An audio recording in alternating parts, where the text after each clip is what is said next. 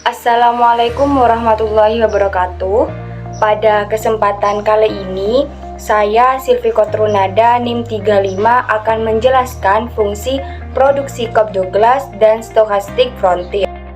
Baik, ada 3 pokok bahasan yang akan saya jelaskan, yaitu pendahuluan yang berisi latar belakang dan tujuan. Yang kedua yaitu pembahasan yang berisi fungsi produksi Cobb Douglas dan Stochastic Frontier. Yang terakhir yaitu penutup, kesimpulan, dan saran. Yang pertama yaitu latar belakang. Sektor pertanian merupakan salah satu sektor andalan dalam pembentuk PDB berdasarkan lapangan usaha. Komoditas pangan merupakan kebutuhan mendasar bagi manusia untuk dapat mempertahankan hidup, dan untuk itu pangan bagi setiap orang merupakan hak asasi yang layak dipenuhi. Jagung adalah tanaman pangan kedua setelah padi. Jagung merupakan salah satu tanaman pangan yang memiliki peranan strategis dan bernilai ekonomis serta mempunyai peluang untuk dikembangkan. Beberapa faktor penting yang perlu diperhatikan dalam upaya peningkatan produksi jagung diantaranya adalah penggunaan input produksi yang optimum. Dalam kasus usaha tani di Madura, khususnya salah satu daerah yang memproduksi jagung, perlu dianalisis apakah input-input yang digunakan mulai dari benih, tenaga kerja, pupuk, dan jenisnya. Produksi yang tinggi akan tercapainya apabila input-input produksi tersebut optimal penggunaannya. Untuk itu, perlu diteliti apakah dalam penggunaan input produksi sudah dilakukan secara efektif ataupun tidak. Untuk itu, perlu dilakukan analisis fungsi produksi Cobb Douglas dan Stochastic Frontier.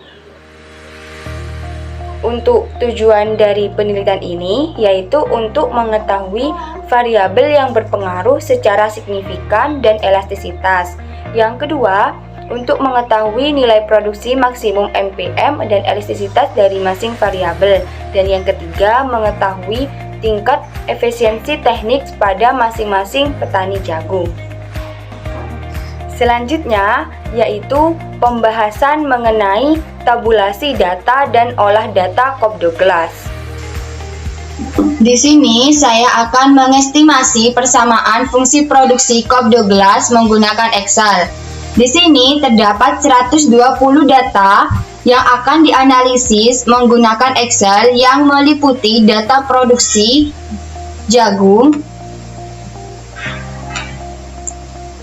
benih, tenaga kerja. Kemudian, data ini harus kita lengkapkan terlebih dahulu dengan rumus sama dengan ln data yang asli tutup kurung enter. Kemudian kita drag untuk semua data jumlah produksi dan inputnya.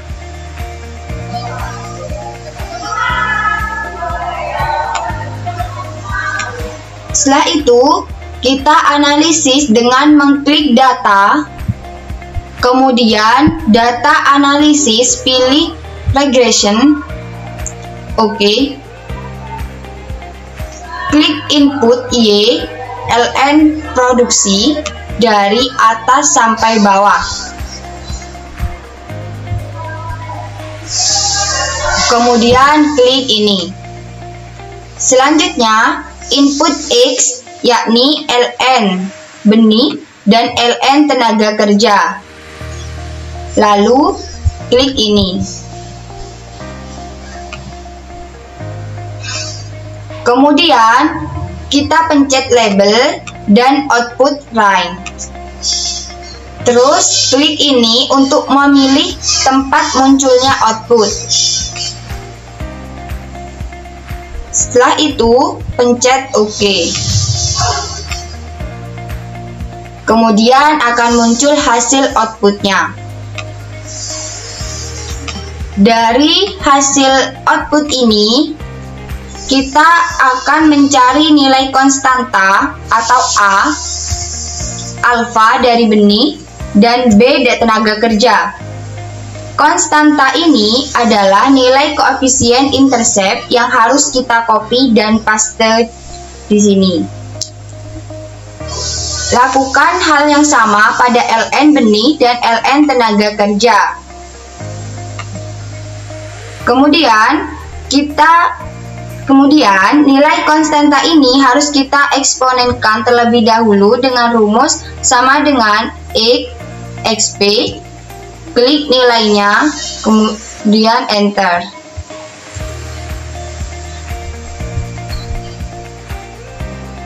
Lalu kemudian mencari fungsi produksi cup Douglas-nya, yaitu Q sama dengan 40 nilai hasil dari EXP-nya yang tadi dikali K atau kapital dipangkatkan dengan koefisien ln benih, yakni 0,02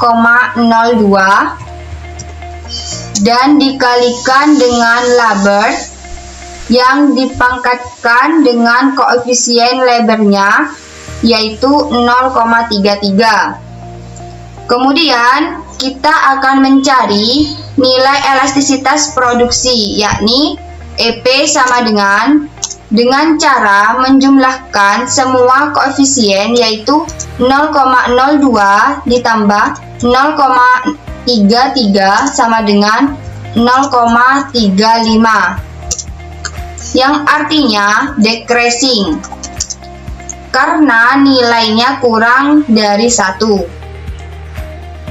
Inilah hasil olah data dan interpretasi.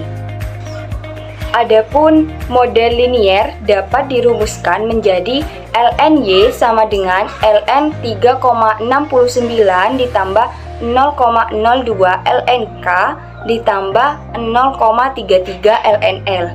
Untuk nilai A konstan sebesar 3,696 dieksponenkan menjadi 40,31, sehingga model fungsi cup Douglas yang dihasilkan yaitu Q sama dengan 40,31 K 0,02 L 0,33. Selanjutnya, interpretasi dari persamaan fungsi produksi cup Douglas. Yang pertama, jika variabel benih dan tenaga kerja dianggap konstan, maka output atau jumlah produksi jagung akan bertambah sebesar 40,31. Yang kedua, nilai koefisien regresi variabel benih sebesar 0,029, maknanya jika benih meningkat sebesar 1%, maka jumlah produksi jagung akan naik sebesar 0,029% dengan asumsi variabel lain yang bersifat konstan. Yang ketiga, nilai koefisien regresi variabel tenaga kerja sebesar 0,337. Maknanya, jika tenaga kerja meningkat sebesar 1%, maka jumlah produksi jagung akan naik sebesar 0,337% dengan asumsi variabel lain yang bersifat konstan. Yang B, berdasarkan nilai elastisitas dapat diketahui bahwa elastisitas benih sebesar 0,029 dan elastisitas tenaga kerja sebesar 0,337. Sehingga nilai elastisitas faktor produksi tenaga kerja X2 paling berpengaruh di antara faktor produksi benih, karena nilai elastisitasnya paling besar. Berdasarkan elastisitas tersebut, juga dapat diketahui intensitas produksinya lebih bersifat padat tenaga kerja dan tidak bersifat padat modal. Hal ini dikarenakan nilai elastisitas tenaga kerja yang digunakan lebih besar dibandingkan nilai elastisitas modal yang berupa benih yang digunakan. Selanjutnya yaitu berdasarkan hasil estimasi yang merupakan hasil dari penjumlahan nilai koefisien masing-masing variabel 0,029 ditambah 0,337 sama dengan 0,366 atau sigma beta I lebih kecil dari 1, sehingga fungsi produksi berada pada kondisi decreasing return to scale, di mana proporsi penambahan faktor produksi melebihi proporsi penambahan produksi. elastisitas produksi yang kurang dari 1 ini terjadi pada saat kurva produksi marginal berada di bawah kurva produksi rata-rata. Perhitungan nilai produk maksimum. Dari persamaan Y, yaitu nilai konstanta sebesar 3,696 dieksponenkan menjadi 40,31 ditambah X1 pangkat 0,029 ditambah X2 0,337. Dan diketahui bahwa harga benih Rp1 per kilogram dan harga tenaga kerja Rp4 per HOK, yaitu dilambangkan untuk F1 benih dan V2 untuk tenaga kerja. Sedangkan untuk harga outputnya Rp10 per kilogram dan harga output itu dilambangkan sama dengan P. Kemudian untuk produksi rata-rata yaitu APP. Produksi rata-rata X1 yaitu 5 dan X2 yaitu 1. Jadi untuk menghitung MR1 itu menggunakan rumus P kali MPP. Untuk MPP ini diperoleh dari elastisitas produksi dikali rata-rata produksi. Elastisitas produksi itu dapat dilihat dari pangkat variabel X1 yaitu 0,029 dan untuk APP X1-nya itu 5. Jadi harga kali MPP yaitu 10 kali 0,09 kali 5 hasilnya 1,45. Untuk MR-nya itu kan per V. V-nya itu 1. Jadi 1,45 per 1. Untuk hasilnya tadi kan 1,45. Jadi lebih dari 1. Sehingga secara ekonomis penggunaan faktor produksi benih belum efisien, dalam arti faktor produksi benih ini masih bisa ditambah. Sedangkan untuk MR2 rumusnya sama seperti MR1 yaitu P kali MPP. Untuk elastisitasnya itu X2 0,337 dan rata-rata produksinya itu 1. Jadi harga kali MPP itu 10 kali 0,337 kali 1. Hasilnya 3,37 per 4. Untuk nilai 4 itu harga dari tenaga kerja berarti 0,08. Jadi 0,08 kan kurang dari 1. Sehingga secara ekonomis penggunaan faktor produksi tenaga kerja itu belum efisien. Dalam arti faktor produksi tenaga kerja itu perlu dikurangi. Olah data analisis fungsi produksi stochastic frontier. Untuk dapat menggunakan software Frontier ini, terdapat beberapa persyaratan yang harus kita penuhi, yaitu yang pertama, kita harus mempunyai data yang akan digunakan untuk mengetahui efisiensi tekniknya. Nah, di sini saya sudah mempunyai 120 data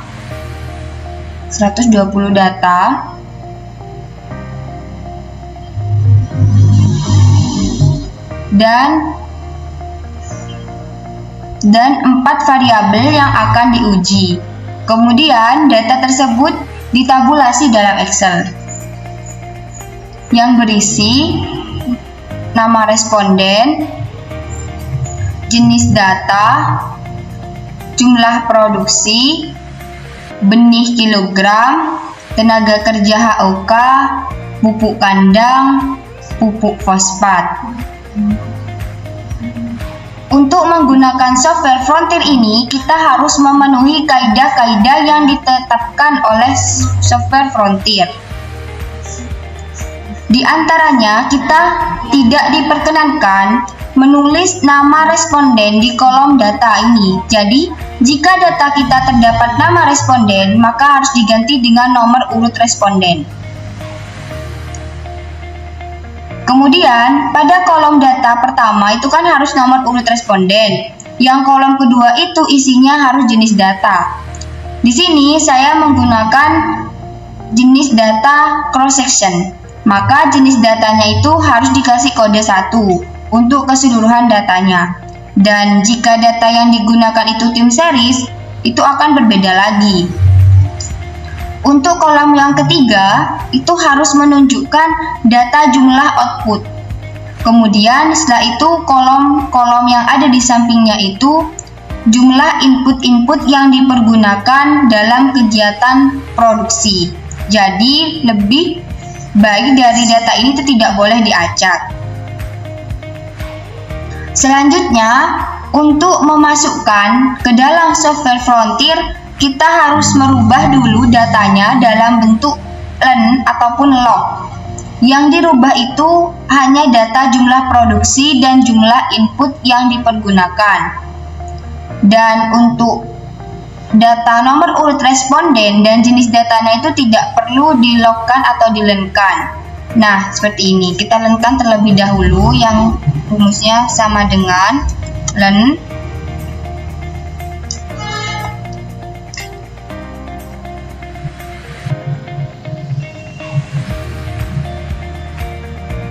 tutup kurung, enter. Dan kita drag untuk semua data jumlah produksi dan inputnya.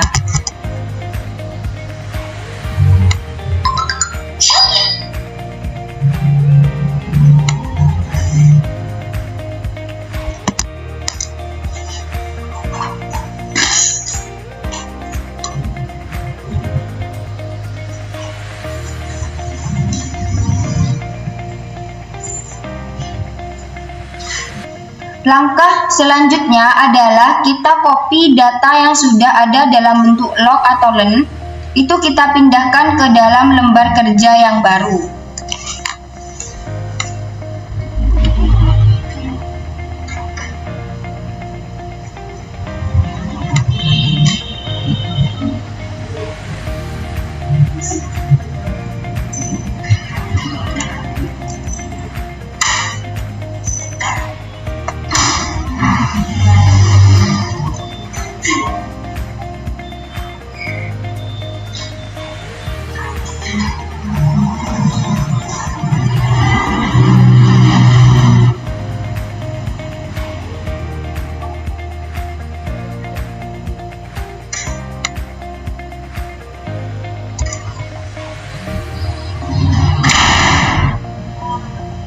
Kita pindahkan juga nomor respondennya dan jenis datanya.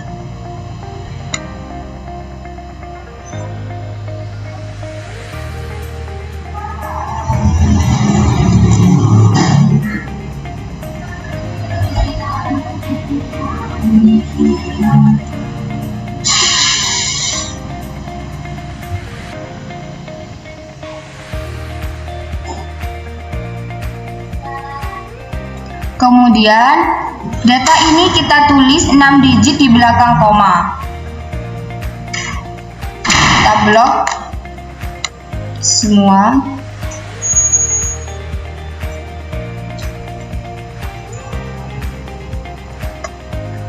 Ikut ini sampai 6 digit di belakang koma.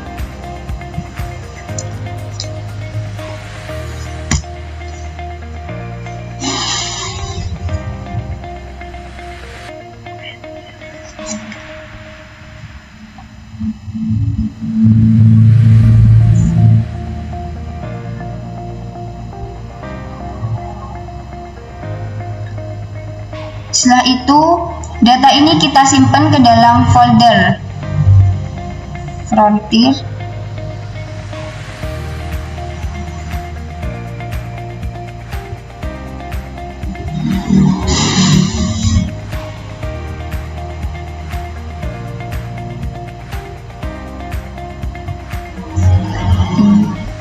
Kita simpan ke dalam folder Frontier.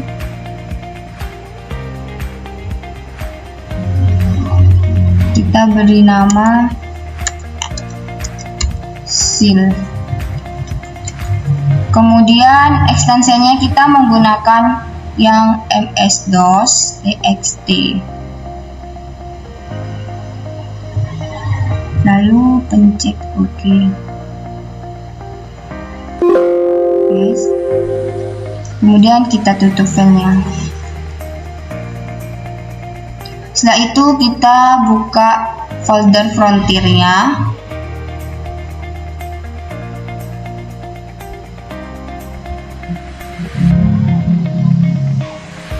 Kemudian file ini harus kita rubah ekstensinya, rename, kita ubah ekstensinya itu menjadi DTA.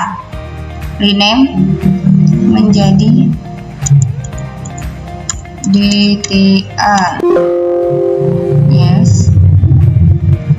Kemudian kita olah datanya dalam software Frontier.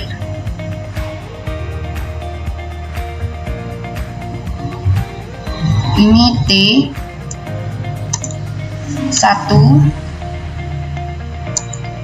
Kemudian tadi nama datanya itu sil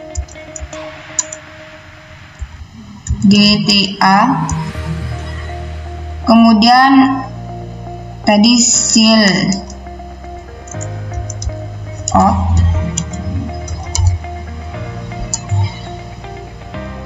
Satu Y,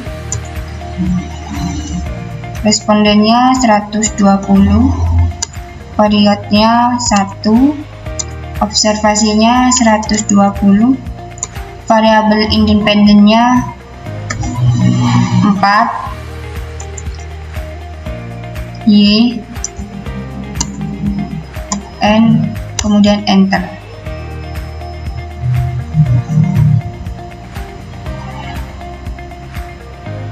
Setelah itu kita cari hasil outputnya. Nah, ini hasil outputnya sudah keluar. Maka nanti hasil output tersebut kita interpretasikan di PPT. Hasil output fungsi produksi Frontier. Analisis uji kode LR test dari hasil output tersebut dapat diketahui nilai LR testnya sebesar 6,948. Nah, nilai ini dapat kita gunakan untuk mendeteksi apakah di lapang itu ada kasus inefisiensi ataupun tidak. Jadi, hipotesisnya adalah H0 sama dengan tidak ada kasus inefisiensi di lapang, H1 sama dengan terdapat kasus inefisiensi di lapang. Untuk mengetahui apakah LR testnya ini signifikan ataupun tidak, kita harus membandingkan dengan tabel kode PAM. Nilai kode PAM dengan tingkat kesalahan sebesar 5% adalah 5,138. Ini berarti menunjukkan bahwa nilai LR testnya itu lebih besar dari nilai kode PAM, sehingga dapat disimpulkan bahwa H1 diterima, yang artinya pada data terdapat kasus inefisiensi. Selanjutnya yaitu uji nilai gamma. Nilai gamma ini menunjukkan berapa persentase error term yang disebabkan karena inefisiensi teknik. Untuk nilai T tabel dengan menggunakan A5% sebesar 1,980626, sehingga berdasarkan nilai yang ada, nilai T hitung sebesar 77,24, lebih besar daripada T tabel sebesar 1,980, yang artinya bahwa 89,91% error term disebabkan karena inefisiensi teknik, sedangkan 10,09% disebabkan karena adanya resiko. Uji pengaruh dari masing-masing variabel. Kemudian, pengaruh dari masing-masing variabel terhadap output, maka kita bisa bandingkan antara T rasio dengan T tabel. Nilai T tabel 5% yaitu 1,980626. Pada beta 1 dengan menggunakan A5% 1,980, maka dinyatakan tidak signifikan karena nilai T hitung sebesar min 0,769 lebih kecil dari T tabel sebesar 1,980. Dapat diinterpretasikan jika X1 benih itu dinaikkan sebesar 1%, maka output akan menurun sebesar min 0,715%. Untuk pada beta 2 dengan menggunakan A5% 1,980, maka dinyatakan signifikan karena nilai T hitung sebesar 2,94 lebih besar dari T tabel sebesar 1,980. Dapat diinterpretasikan jika X2 tenaga kerja itu dinaikkan sebesar 1%, maka output akan meningkat sebesar 0,251%. Pada beta 3, dengan menggunakan A5% 1,980 maka dinyatakan tidak signifikan karena nilai T hitung sebesar min 2,57 lebih kecil dari T tabel sebesar 1,980. Dapat identifikasikan jika X3 pupuk kandang itu dinaikkan sebesar 1%, maka output akan menurun sebesar min 0,348%. Pada beta 4, dengan menggunakan A5% 1,980 maka dinyatakan signifikan karena nilai T hitung sebesar 3,69 lebih besar dari T tabel sebesar 1,980. Dapat diinterpretasikan jika X4 pupuk fosfat itu dinaikkan sebesar 1%, maka output akan meningkat sebesar 4,587%. Uji efisiensi. Berikut nilai data pada technical efficiency estimates. Selanjutnya, interpretasi dari uji efisiensi. Jika efisiensi teknik lebih besar 0,8, maka petani dinyatakan efisien secara teknik. Maka terdapat 120 responden petani yang datanya diolah menggunakan frontier stochastik. Pada technical efficient estimates, petani yang kegiatan produksinya sudah efisien yaitu sebanyak 15 petani, yaitu nomor 48, 58, 62, 63, 65, 72, 75, 88, 94, 95, 96, 100, 112, 118, 120. Sedangkan petani yang kegiatannya tidak efisien sebanyak petani 105 petani. Sedangkan untuk nilai MIAN-nya yaitu 0,63482,366. Untuk kesimpulan dan sarannya, berdasarkan analisis fungsi produksi Kopdoglas dapat diketahui bahwa jika variabel input benih dan tenaga kerja dianggap konstan, maka produksi jagung akan bertambah sebesar 40,31. Berdasarkan nilai elastisitas dapat diketahui bahwa elastisitas benih sebesar 0,029 dan elastisitas tenaga kerja sebesar 0,337. Sehingga nilai elastisitas faktor produksi tenaga kerja X2 paling berpengaruh daripada faktor produksi benih karena nilai elastisitasnya paling besar. Dan berdasarkan perhitungan NPM atau VMP diketahui bahwa baik input benih dan tenaga kerja masih belum efisien atau penggunaan input tersebut belum memaksimumkan profit. Untuk analisis fungsi stochastic frontier diketahui bahwa terdapat kasus inefisiensi di lapang di mana hal ini dibuktikan dengan nilai LR test lebih besar daripada kode PAM. Dan berdasarkan presentase error term dapat diketahui bahwa koefisien gamanya adalah 89,91%. Error term disebabkan karena inefisien teknik dan 10,09% error term disebabkan karena adanya resiko. Sedangkan untuk sarannya yaitu berdasarkan hasil dari analisis fungsi produksi Kopdoglas, petani dapat menambahkan input benih dan tenaga kerja agar produksi jagungnya meningkat dan juga agar efisien secara ekonomis. Sedangkan berdasarkan hasil dari stochastic frontier, petani harus meminimumkan faktor inefisiensi eksternal agar petani itu dapat efisien secara teknik. Cukup sekian dari saya, kurang lebihnya saya minta maaf. Wassalamualaikum warahmatullahi wabarakatuh.